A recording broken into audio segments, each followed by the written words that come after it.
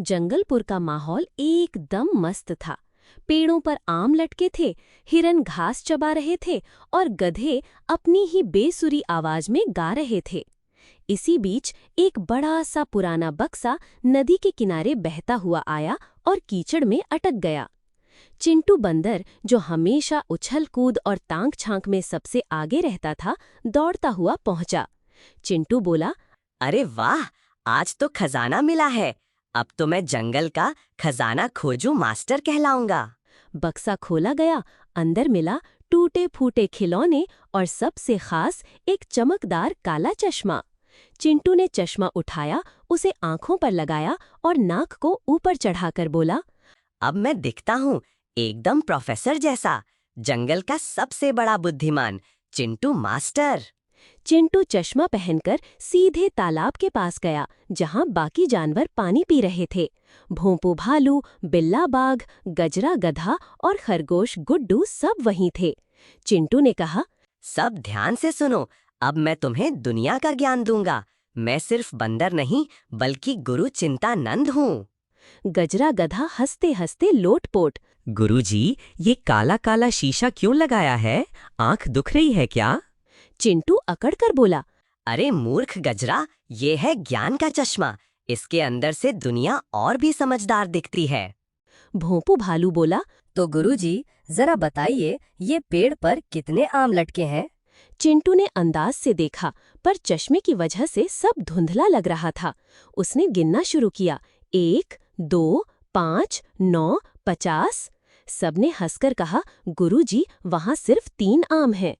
पूरा तालाब हंसी से गूंज उठा, लेकिन चिंटू ने हार नहीं मानी।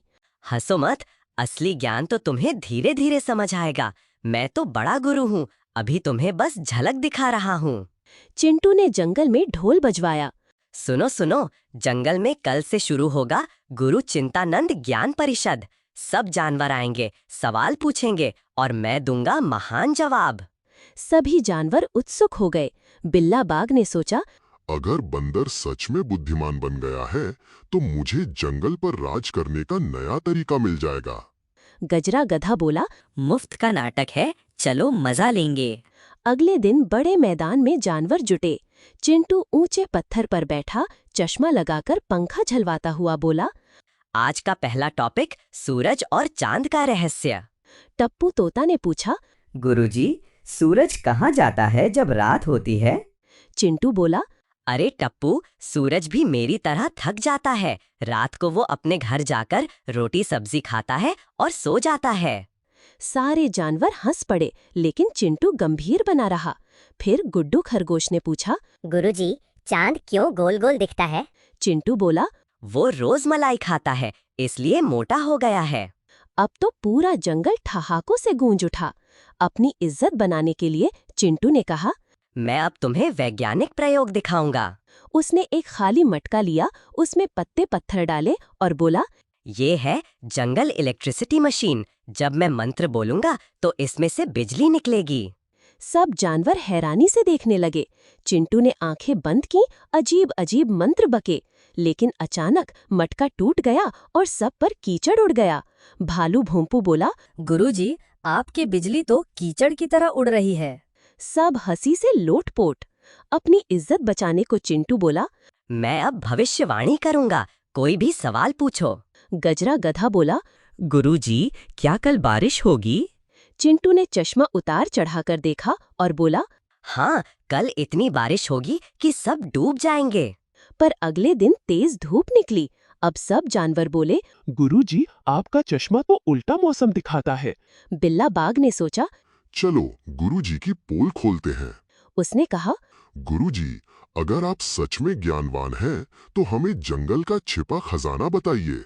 चिंटू डर गया, क्योंकि उसे कुछ पता ही नहीं था। उसने सोचा, अगर मैंने कुछ उल्टा कहा तो मेरी पोल खोल जाएगी। तो उसने कहा, खजाना नदी के पार वाले पीपल के पेड़ के नीचे है, वहाँ खुदाई करो। सारे जानवर दौड़े, लेकिन वहां तो भूतों का अड्डा था। ज्यों ही जानवर खुदाई करने लगे, चमगादड़ और उल्लुओं ने शोर मचा दिया। सब डरकर भागे।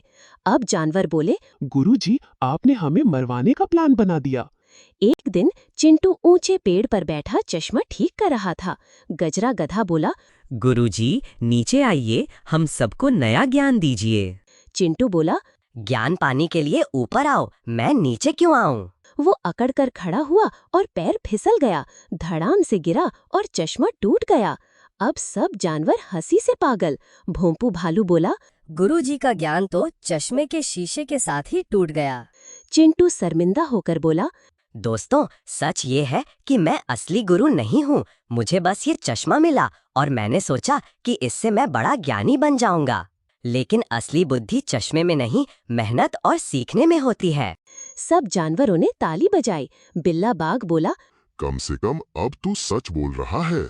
गजरा गधा हंसते हुए बोला, गुरुजी, अगली बार कोई नया नाटक हो तो हमें पहले से बता देना। उस दिन से चिंटू बंदर ने फैसला किया कि वो दूसरों को बेवकूफ बनाने की बजाय सचमुच पढ़ाई करेगा। चश्मा टूटा हुआ ही उसकी झोपड़ी में रखा रहा, एक याद दिलाने के लिए कि दिखावा असली ज्ञान की जगह नहीं ले सकता।